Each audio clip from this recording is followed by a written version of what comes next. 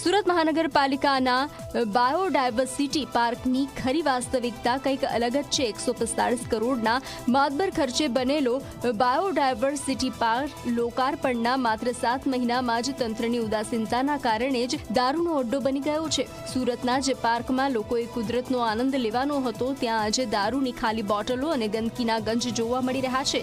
નશાખોરોએ ઠેર ઠેર ફેન્સિંગ કાપી નાખી છે અને સુરક્ષિત ગણાતા આ પાર્કને અડ્ડો બનાવી દીધો છે।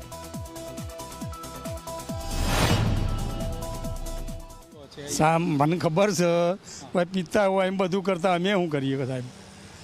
અમારું રાત્રે આવતા હોય ક્યાંથી બારું કૂદીને આવતો હોય ને એવું કરતો હોય।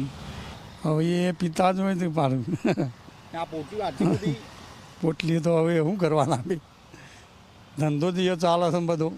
પ્લાસ્ટિક અને બોટલ એમ નાખી જાય અને દારૂના પોટલા નાખતા છે એ લોકો।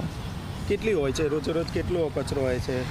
અમે તે બાજુ રોજ નહીં જતા, અમે 2-3 દિવસમાં એવું જતા છે તો બધા રોડે જોઈએ તો પડેલી જ દેખાય।